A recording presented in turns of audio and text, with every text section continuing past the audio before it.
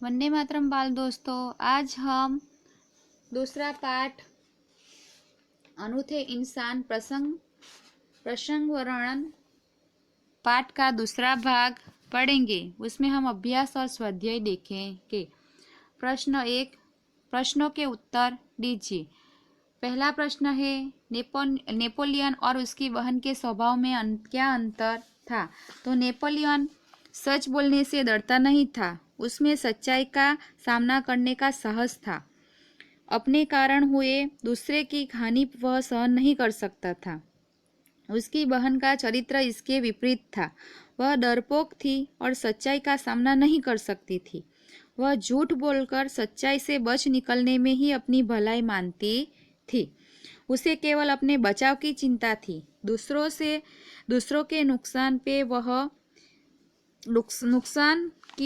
नुकसान की नहीं, उसे अपने बचाव की चिंता थी, दूसरों के नुकसान की नहीं। इस प्रकार नेपोलियन और उसकी बहन के स्वभाव में बहुत अंतर था। दूसरा प्रश्न, आप नेपोलियन की जगह होते तो क्या करते? तो नेपोलियन का धक्का लगने से अमरूद बेचने जाने वाली लड़की के अमरूद कीचड़ में गिरकर खराब हो गए थे। अब वह उन्हें बेच नहीं सकती थी। उसे डर था कि अब वह अपनी माँ को क्या जवाब देगी। नेपोलियन को लगा कि उसके कारण उस गरीब लड़की की हानि हुई है। उसकी हानि को पूरा करना उसका फर्ज समझा। उसने अपनी माँ को सच हकीकत बता दी और उसने उसी लड़की को माँ से पूरे पैसे दिलवाए। अगर नेपोलियन की जगह मैं होता तो मैं भी उसकी तरह उस गरीब लड़की का नुकसान न होने देता। तीसरा प्रश्न, आप अपने जेब खर्च का उपयोग किस प्रकार करते हैं? तो मुझे जेब खर्च के लिए प्रतिदिन 10 रुपये मिलते हैं। मैं सभी पैसे खर्च नहीं करता। हमारे स्कूल के उपहार गृह में चीज़ें किफ़ायती दरों पर मिलती है, इसीलिए स्कूल में नाश्ता करने के बाद भी मेरे पास कुछ रुपये बच जाते हैं। इन्हीं में अपने पास बचा कर रखता हूँ। कभी किसी सहपाठी को सहायता की आवश्यकता हो तो मैं इस बचत में से उसकी मदद करता हूँ। छोटी बहन के वर्षगांठ का उपहार भी मैं इसी बचत की रकम से खरीदता हूँ। माताजी और पिताजी के जन्मदिनों पर उसी बचत से मैं उनके लिए फूलों के हार जरूर लाता हूँ। इस प्रकार अपने जेब खर्च का मैं आवश्यकता के अनुसार उपयोग करता हूँ। तो बाल दोस्तों, आप अपने जेब खर्च के बारे में कैसे उपयोग करते हैं वह आप इस प्रश्न में लिख सकते हैं। चौथा प्रश्न, बापू के बारे में आप क्या जानते हैं? तो बापू का पूरा नाम मोहनदास करमचंद गांधी था। लोग उन्हें महात्मा गांधी के नाम से जानते हैं। महात्मा गांधी ने देश की आज़ादी के लिए अंग्रेजों से लंबी लड़ाई लड़ी। वे अनेक बार जेल गए। उन्होंने कई सत्याग्रह किए। आज़ादी की लड़ाई में देश की जनता ने उनका पूरा साथ दिया। लोगों ने उन्हें राष्ट्रपिता का सम्मान दिया। 15 अगस्त 1947 को हमारा देश स्वतंत्र हुआ। 30 जनवरी 1948 को दिल्ली में बापू की हत्या हो गई। बापू ने हमें शांति, प्रेम और अहिंसा का संदेश दिया। उनकी समाधि राजघाट के नाम से प्रसिद्ध है। आगे का प्रश्न, बापू धन क्यों इकट्ठा कर रहे थे? तो उस समय देश में आज़ादी के लिए आंदोलन चल रहा था। बापू उसके नेता थे।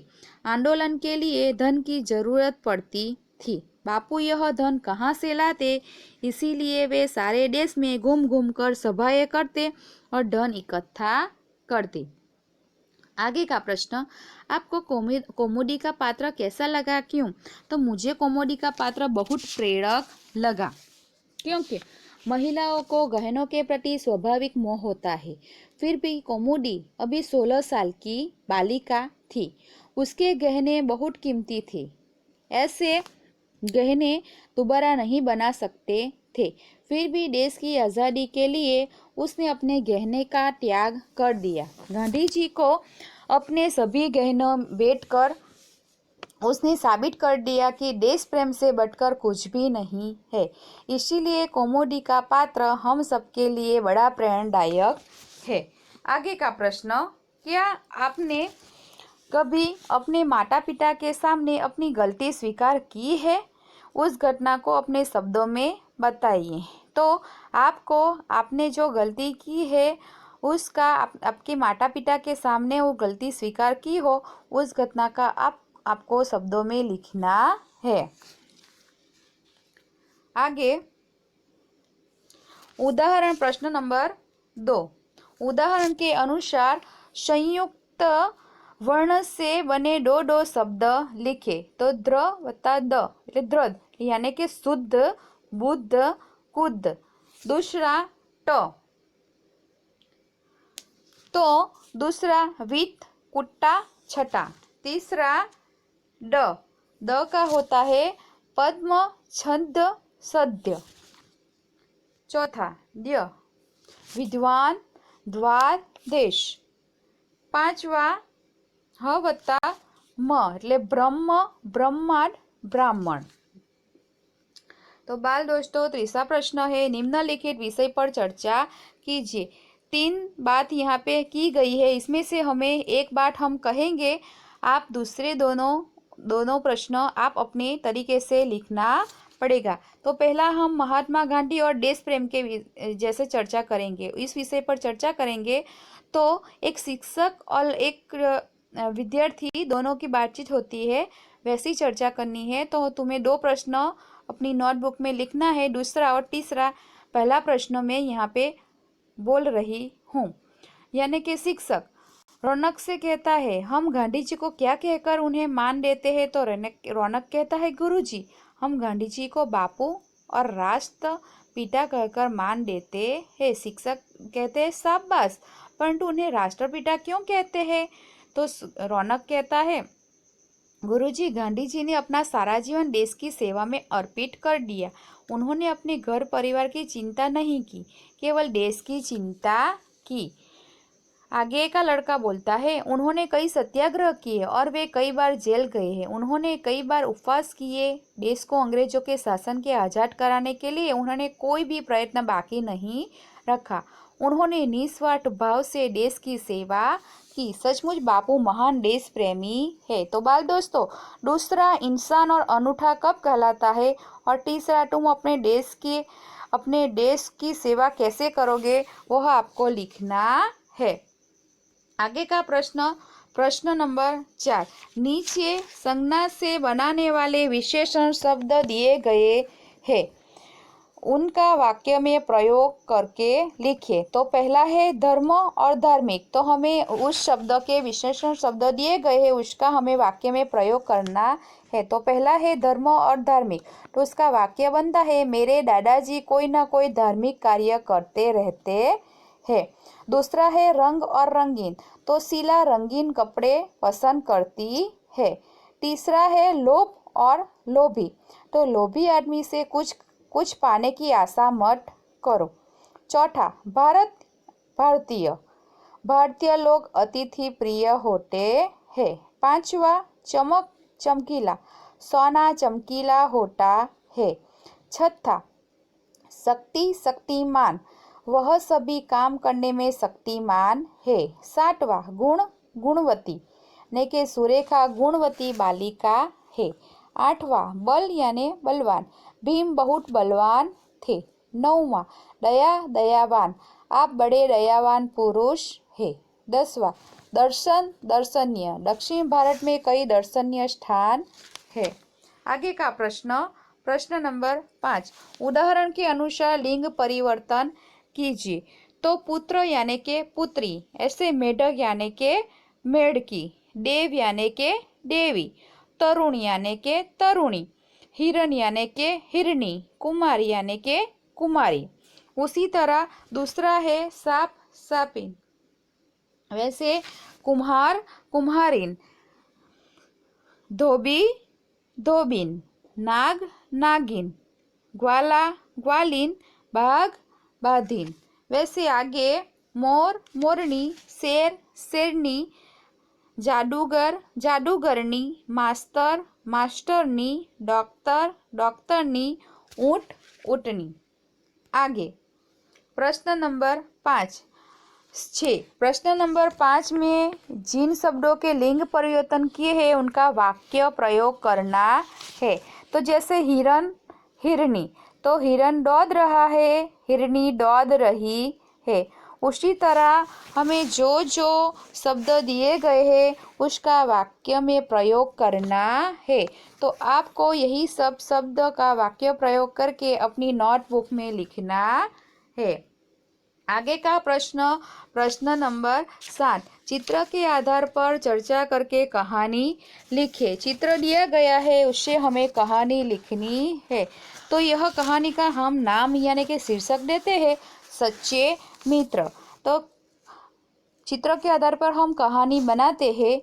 एक जंगल था, उसमें एक तालाब के किनारे कौवा, हिरन, चूहा और कछुआ ये 4 मित्र रहते थे। एक दिन हिरन घूमते घूमते शिकारी के जाल में फंस गया। कौवा, चूहा और कछुआ कहीं दूर चले गए थे। उसने मित्रों को आवाज दी पर वहां कोई नहीं था। कुछ समय के बाद कौवा आया। उसने हिरन को जाल में फंसा हुआ देखा तो बहुत दुखी हुआ। उसने हिरन से कहा, मित्र चिंता न करो, मैं अभी तुम्हें जाल से मुक्त कराता हूँ। वह उड़ता हुआ चूहे के पास पहुंचा और बोला, चूहा भाई जल्दी करो, अपना मित्र हिरन शिकारी के जाल में फंस गया है। जाल काटकर उसे तुम ही मुक्त कर सकते हो। ऐसा करो कि तुम मेरी पीठ पर बैठ जाओ, हम जल्दी पहुंच जाएंगे। कौवे ने कहा, कौवा ठीक कहता है, तुम दोनों जल्दी जाओ, मैं भी बाद में आता हूँ। कौवा चूहे को अपनी पीठ पर बिठाकर ले गया। चूहे ने धीरे धीरे जाल काट डाला और कौवे ने दूर से शिकारी को आते हुए देखा। उसने हिरन को सावधान किया। हिरन जाल से निकलकर भागा। चूहा पास की झाड़ी में छिप गया। तब तक कछुआ वहां पहुंच चुका था। शिकारी के पास थैली थी। हिरन को न पाकर गुस्से में उसने कछुए को पकड़कर थैली में ले जाना चाहा, लेकिन तब तक कछुआ तालाब में सरक गया। शिकारी हाथ मलता रह गया। इस तरह कौवा, हिरन, चूहा और कछुआ चारों में मित्रता निभाई। तो आप अपनी तरह से यह वार्ता नोटबुक में लिखना। आगे का प्रश्न स्वाध्याय। स्वाध्याय का पहला प्रश्नों के उत्तर लिखिए। पहला प्रश्न, नेपोलियन की बहन का नाम क्या था? तो नेपोलियन की बहन का नाम इलाइजा था। दूसरा, नेपोलियन लड़की को अपने घर क्यों ले गया? तो लड़की के अमरूद खराब हो जाने से उसे नुकसान हुआ था। नेपोलियन माँ से पैसे दिलाकर उसका नुकसान पूरा करवाना चाहता था, इसलिए वह लड़की को अपने घर ले गया। तीसरा, गांधी जी को सोने की चूड़ी देने वाली लड़की का नाम क्या था? तो गांधी जी को सोने की चूड़ी देने वाली लड़की का नाम कोमोडी था। आगे का प्रश्न, गांधी जी ने कोमोडी से क्या कहा? तो गांधी जी ने कोमोडी से कहा, तुम्हें दोनों चूड़ियाँ देने की जरूरत नहीं है, एक ही चूड़ी लेकर मैं तुम्हें अपने हस्ताक्षर दे दूंगा। हस्ताक्षर करने के बाद गांधी जी ने क्या लिखा? हस्ताक्षर करने के बाद गांधी जी ने लिखा, तुम्हारे इन आभूषणों की अपेक्षा तुम्हारा त्याग ही सच्चा आभूषण है। प्रश्न नंबर 2, अपने गांव में घटी कोई आंखों देखी घटना के बारे में लिखिए। आपके गांव में कोई घटना घटी हो जो आपने देखी हो, आप यहाँ पे लिख सकते हैं। दूसरा, इस इकाई के आधार पर अपने मित्रों से पूछने के लिए 5 प्रश्न बनाइए। इसमें से आप कोई भी प्रश्न बना सकते हैं या पूछ सकते हो। तो जैसे कि तुमने किसी का नुकसान हो जाए तो तुम उसकी भरपाई करोगे। दूसरा प्रश्न होगा, क्या तुम नेपोलियन की तरह अपने माता पिता के आगे सच बोलते हो? तीसरा प्रश्न होगा, तुम्हारे सच बोलने से तुम्हें नुकसान हो रहा हो तो क्या तुम उसे सहन कर लोगे? चौथा, तुम देश के लिए क्या दे सकते हो?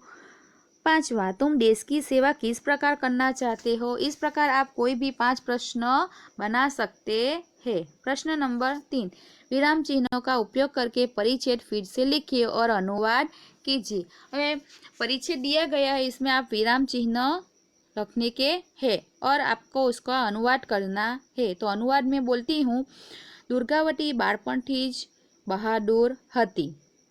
दुर्गावती बचपन से ही बहादुर थी, એટલે કે દુર્ગાવતી બાળપણથી જ બહાદુર હતી।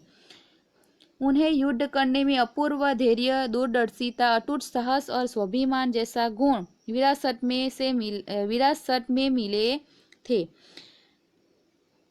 તેમને યુદ્ધ કરવામાં અપૂર્વ ધૈર્ય, દૂરદેશીપણું, અખંડ સાહસ અને સ્વાભિમાન જેવા ગુણ વારસામાં મળ્યા હતા। जहाँ वे सुशील, कोमल, अति सुंदर और भावुक थी, वहाँ दूसरी ओर से वीर, साहसी और अस्त्र शस्त्र चलाने में निपुण भी शिकार खेलने में उन्होंने विशेष रुचि थी। वे तीर और बंदूक का अचूक निशान लगाने भी कुशल थी। જ્યાં તેઓ સુશીલ, કોમળ, અત્યંત સુંદર અને ભાવુક હતા, ત્યાં બીજી બાજુ તેઓ વીર, સાહસી અને અસ્ત્ર શસ્ત્ર વાપરવામાં કુશળ હતા। શિકાર કરવામાં તેમને વિશેષ રુચિ હતી, તેથી તેઓ તીરથી અને बंदूकથી निशान टाकવામાં પણ कुशल હતા। तो बाल दोस्तों, यहाँ पे हमारा अभ्यास और स्वाध्याय खत्म होता है। अष्टू।